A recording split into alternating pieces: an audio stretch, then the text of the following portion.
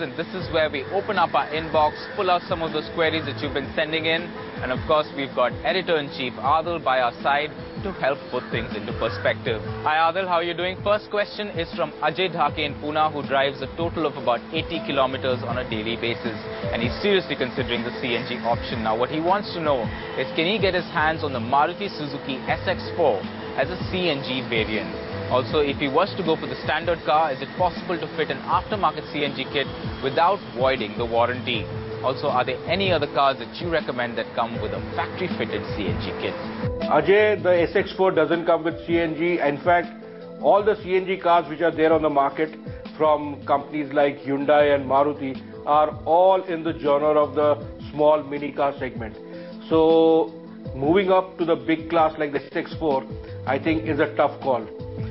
There are instances where people have converted their big cars to run on LPG. CNG is out of the question right now. I wouldn't advise you to do a retrofit on that front. But by and large, if it's 80 kilometers, I think daily commute, stick to the petrol. I think it'll do you good. Or if you want the SX4 to even stretch that liter, go in for the SX4 diesel. It'll do the 80 kilometers in a jiffy. Alright, our next question is from Arvind Anand in Mumbai. Now, in the battle of the mid-size automatic sedans, which one do you recommend between the Honda City Automatic and the new Fluidic Verna Automatic? Also, he wants to know which one do you think has the better transmission? Arvind, I must say one thing, that both these cars you have mentioned are cars where you don't need to shift gears, but they are automatic in different ways. The Honda City is a CVT, whereas the Verna is a proper automatic transmission in the truest sense of the term.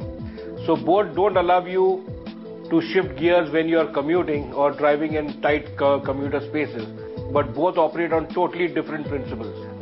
The Honda CVT is a proven, reliable, very polished performer.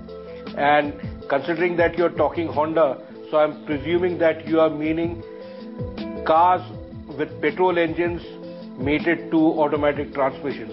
And in this thing, the Honda City still is the benchmark, even over the Verna, which has a 4-speed automatic. And at the end of the day, you cannot divorce good frugal motoring just for the sake of convenience. So if you want convenience, you still also want good fuel efficiency. You want good refinement. Everything is there in the Honda as well as the Verna, but the fuel efficiency you'll get from the Honda. Alright, our next question is from Manoj Menon in Kochi. Now, he's looking to buy a nice, comfortable bike for touring as well as his daily commute. Now, he's looking at the Honda CBR 250R, but he feels that it's a little over his budget. Do you think that the 150R will match up to this, or should he look at something else? The CBR 150R is a smaller bike, smaller engine, really breathed upon to give you good, great performance. I think you're any day better off with a larger engine bike, which is unstressed, will do you well for touring, and which will also not tire you at all. The CBR 150R will need to be revved quite a lot to get the power out of it. The CBR 250 has a very strong heart and relatively unstressed. I think try and save and buy the CBR 250 for touring. It makes a better bet and immense sense over the 150R.